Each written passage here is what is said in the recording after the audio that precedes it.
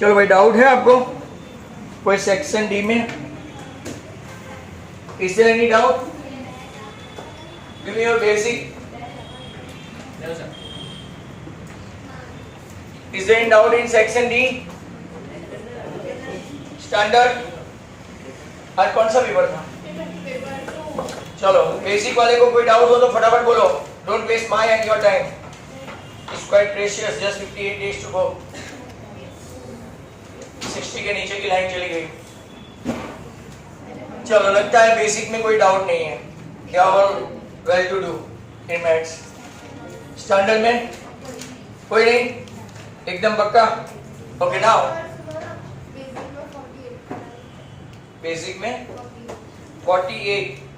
चलो बेसिक में 48 मतलब के राइडर है. Basic paper 2 section D. Triangle ABC. ABC में they mention AM upon MB equal to AN upon NC. Not only that, but they mention angle AMN is congruent to ABC. ऐसा बोला है, बराबर. Then prove that ABC is an isosceles triangle. अब AMN ACB है, sorry. अब जरा ध्यान से देखना है इसको. If AM upon MB equal to AN upon NC, तो आपका कन्वर्स थियरम जो है 6.2, इससे MN क्या हो गया? MN parallel to BC by theorem 6.2. Now once they are parallel, and we can take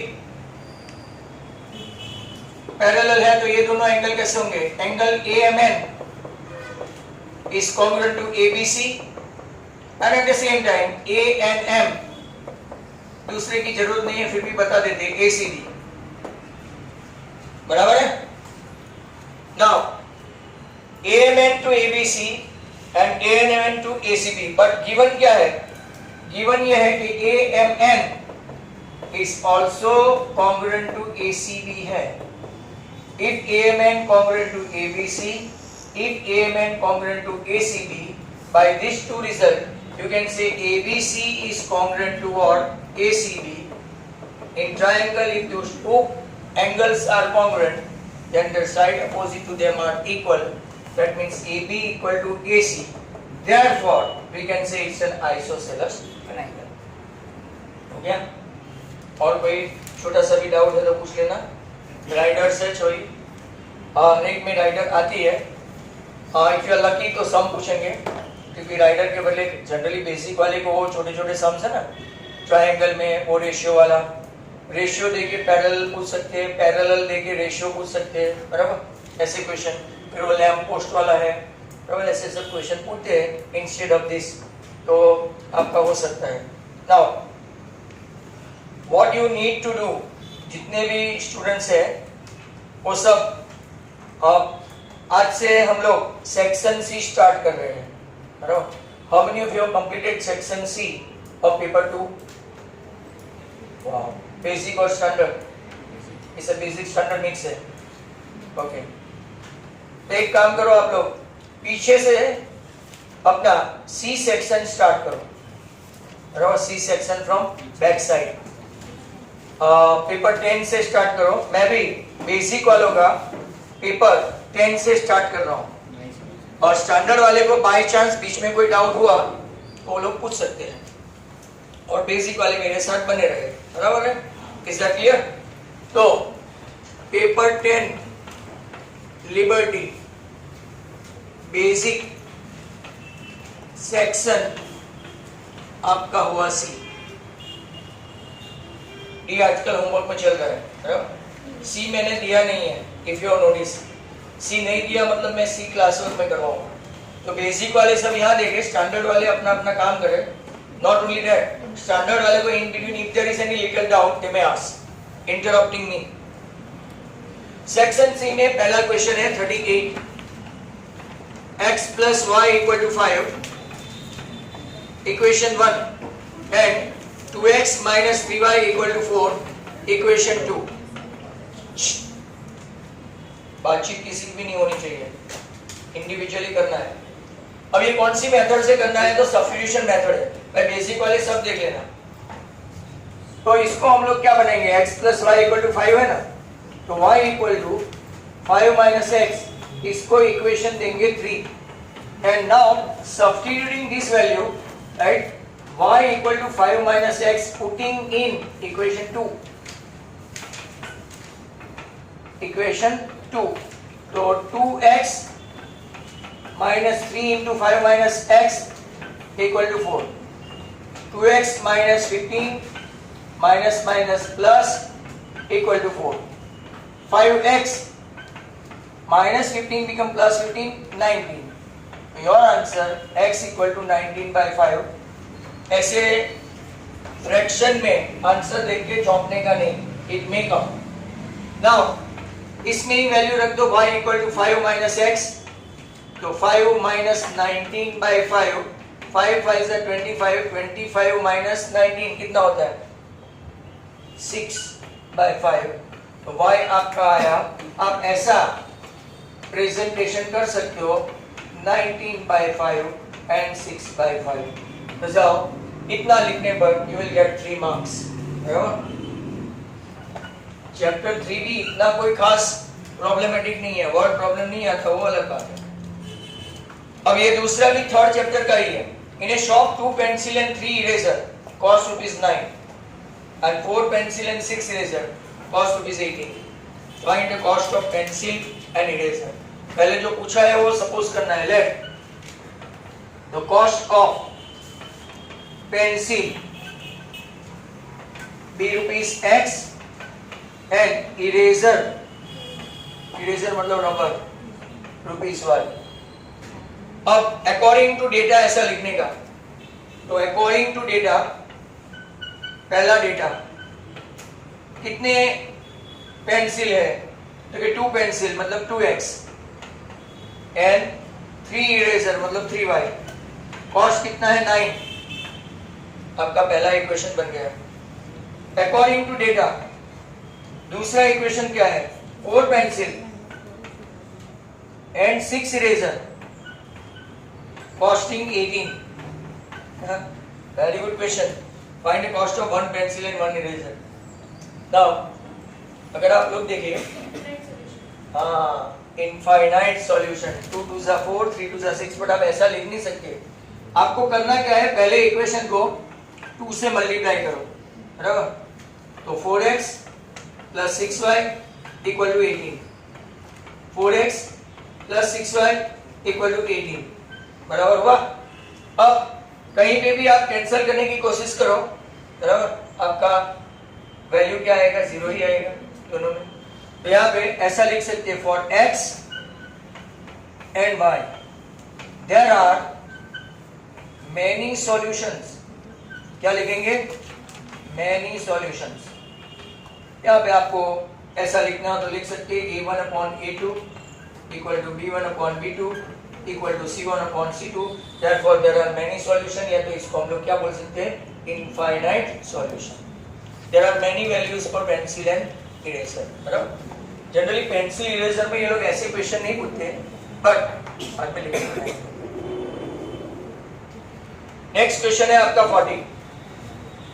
40 में अगर आप लोग देखो तो 11 टर्म ऑफ एन एपी, ये आपको 8 मार्क का वेटेज है।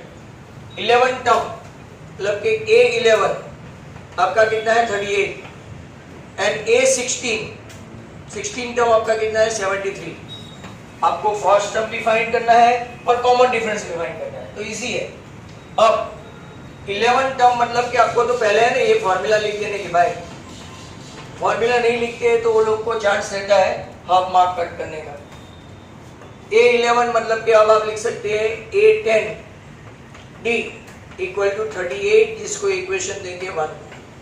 A16 मतलब कि A प्लस कितना D, एक कम हो गया ना, 15D इक्वल टू 73। ये भी टेक्सचुअल सम है, माइनस माइनस माइनस, सबकी साइन चेंज कर दी, तो -15 प्लस -5D। यहाँ पे अगर आप लोग देखो तो 35 आएगा, वो भी कैसा, माइनस, मतलब कि d इक्वल टू आपका कितना आ गया, 7, 5 7 जा 35, बराबर। d 7 आया, कोई भी एक इक्वेशन में d की वैल्यू रख देते हैं, 10 इंटू 7 इक्वल टू 38, और 10 7 जा 70, 70 करोगे तो 70 में से 32 गया, तो आपका आंसर कितना आएगा, -32। हेंस a आया -32 फर्स्ट टर्म, जिसको बोलते हैं d, मतलब इसको क्या बोलते हैं, कॉमन डिफरेंस। इसको भी बॉक्स बना दिया। तो लास्ट में if you want to write, साथ में लिखना चाहो फर्स्ट टर्म -32 डिफरेंस 7, ये भी आपका हो गया थर्ड टर्म। 40 के बाद 41 में 8 चैप्टर का है और intercept the line segment joining ratio वाला है। ये भी आप लोग अफोर्ड कर सकते हो। देखो दो कोऑर्डिनेट दिया है a एंड b, a है आपका 4,-3 और b है आपका 8,5 और रेशियो क्या दिया है आपका, रेशियो दिया है 3:1 और हमको क्या फाइंड करना है, कोऑर्डिनेट, हाँ इंटरसेप्ट, इसका कोऑर्डिनेट फाइंड करना है, बराबर है। डाउट है?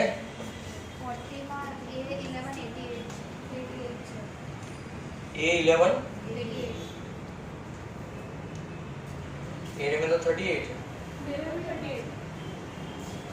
मेरे क्वेश्चन में 38 है।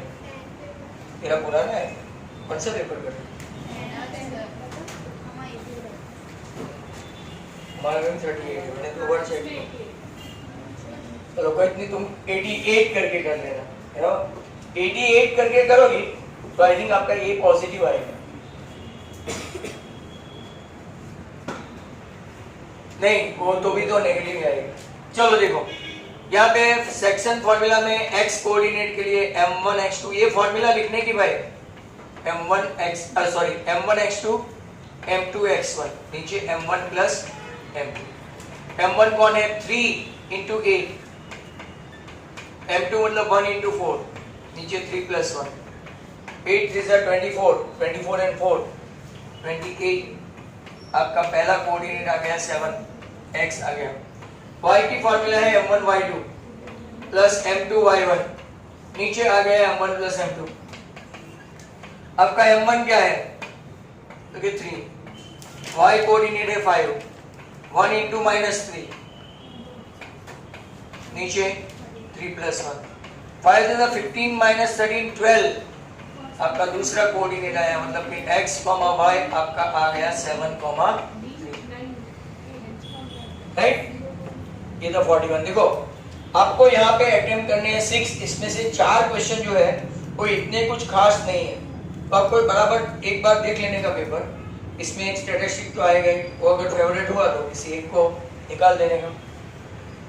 42, find a point in which the perpendicular bisector of the line segment joining, चलो परपेंडिकुलर बाइसेक्टर A 1,5, B 4,6, बराबर।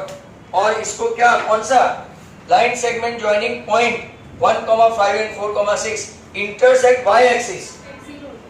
y एक्सिस मतलब x कोऑर्डिनेट 0 और y कोऑर्डिनेट आपका क्या आएगा।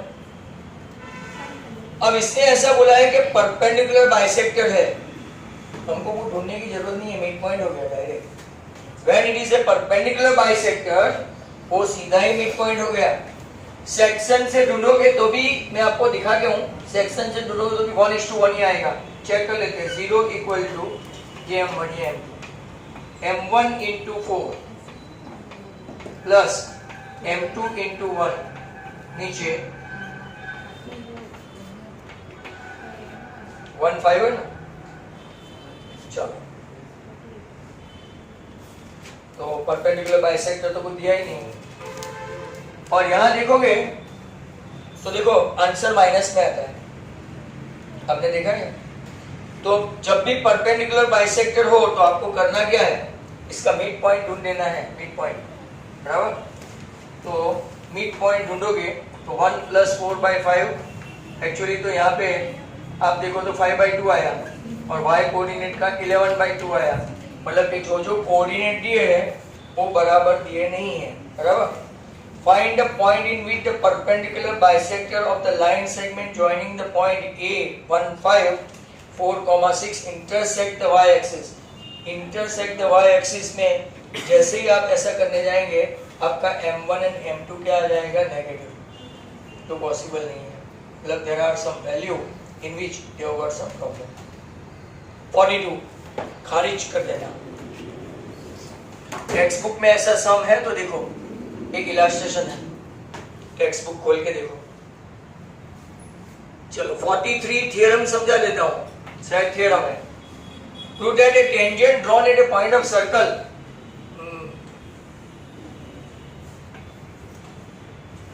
भाई जिसको भी समझना है देख लेना.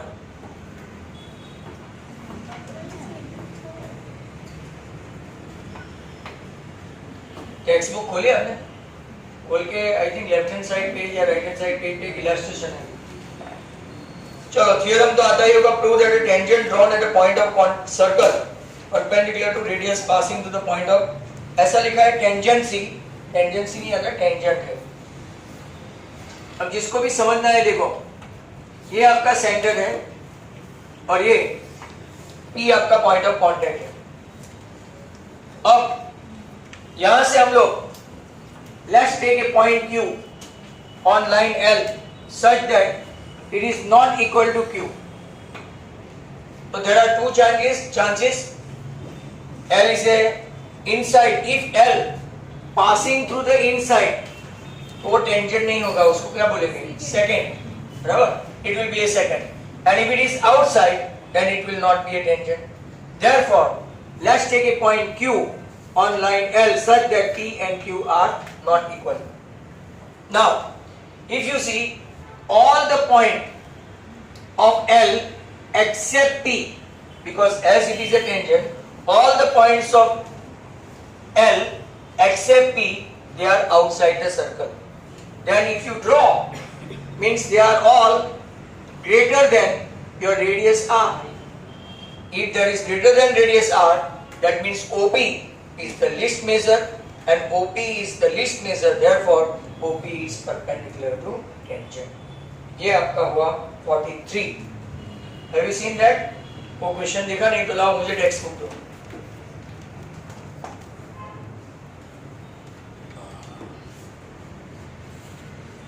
तो ट्रिगोनोमेट्री खोल के बैठो. 7 चैप्टर का बोला. चलो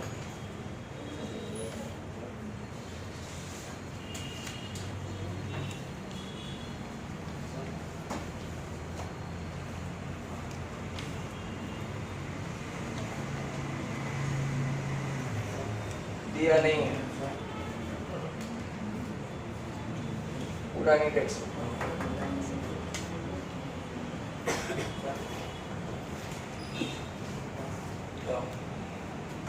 पूरा इंडेक्स को दोस्तों देख लेना. लो चलो नेक्स्ट क्वेश्चन. थ्योरम आपका एक्सप्लेनेशन हो गया 43. 43 के बाद हम लोग देखते हैं 44. Radius of to concentric circle. ये अच्छा क्वेश्चन है, यू कैन अटेम्प्ट दिस. एक ये और ये कॉन्सेंट्रिक सर्कल की डेफिनेशन थी बीच में आपको जो क्वेश्चन बैंक दी थी ना. Circle having same centre but different radii, बराबर. तो यहाँ पे radii of to concentric circle, छोटा सर्कल है इसकी रेडियस 8 है, सॉरी, और बड़ा सर्कल जो है इसकी रेडियस कितनी है 17. If a chord of a larger circle touches the smaller circle, तो AB chord of a larger circle when touches the smaller circle it becomes tangent. ये टेंजेंट हो गया, मतलब कि यहाँ पे आपका ये परपेंडिकुलर हो गया. तो OM is perpendicular to AB, OM is 8, OB is 17. Pythagoras use करते हैं. MB square equal to OB के स्क्वायर में से OM स्क्वायर माइनस करते हैं. 17 के स्क्वायर में से 8 स्क्वायर माइनस करो. 289 में से 64 गया तो आपका हुआ 225. इसका के स्क्वायर रूट आपका MB कितना आया 15.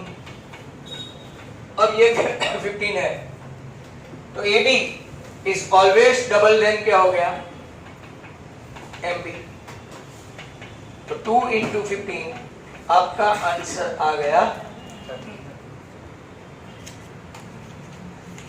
45 नंबर का बाकी है। 45 देखो, मीन फाइंड करना है, एकदम इजी गोइंग सम है। 0 to 2, 2 to 4, 4 to 6, 6 to 8, 8 to 10, 10 to 12 and 12 to 14। और बाकी यहाँ पे फ्रीक्वेंसी दिया है 1 2 1 5 6 2 and 3। अब जो जो स्टूडेंट्स बिलो बार है इसमें दूसरी कोई मेथड करने की जरूरत नहीं, मीड वैल्यू तो आती है ना। 0 plus 2 by 2 1 3 5 7 9 11 13। पहले इसका टोटल कर लेते हैं। 2 and 1 3 4 4 and 5 9 and 6 15 and 2 20। अब मैं आपको सिग्मा एफ आई एक्स आई वाली मेथड दिखाऊं। यहाँ पे बहुत कम बार देखने को मिलता है, ये जब डिजिट छोटा हो, बराबर। चलो 1 1 जा 2 3 जा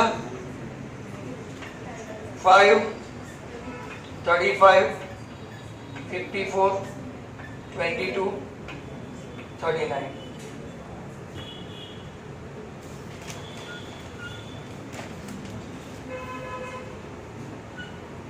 162 टोटल है। इफ समवन हैज डन,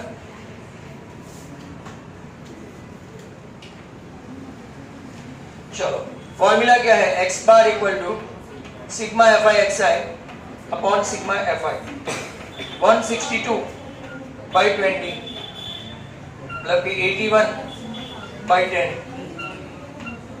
आपका आंसर आएगा 8.1। होपफुली यही राइट होगा। और आखिरी क्वेश्चन सेक्शन सी का, section C last question 46। Red ball कितने हैं? ठीक है, 5 रेड बॉल। व्हाइट बॉल कितने हैं? 8 व्हाइट बॉल। और ग्रीन बॉल कितने हैं? Total number of ball. शायद ये पूछा था। मार्बल इज सिलेक्टेड रैंडम, ऊपर मार्बल ही है, बॉल नहीं है। मार्बल्स। प्रोबेबिलिटी ऑफ रेड आप यहां पे लिखेंगे फेवरेबल बराबर अपॉन टोटल। मैंने प्रॉपर नहीं लिखा, बड़ा favourable event upon total event. तो रेड मतलब कितने हैं? 5। इसके बाद किसका है? व्हाइट। व्हाइट का भी फेवरेबल अपॉन टोटल। व्हाइट कितना है? 8/70। और ultimately not green, not green मतलब के favourable upon total. Not green मतलब के रेड एंड व्हाइट का प्लस करेंगे, हेंस 13/70। क्या भी आपका सेक्शन सी खत्म हो गया। अब सब लोग जिनका जिनका लिखना बाकी है पूरा सेक्शन लिखो।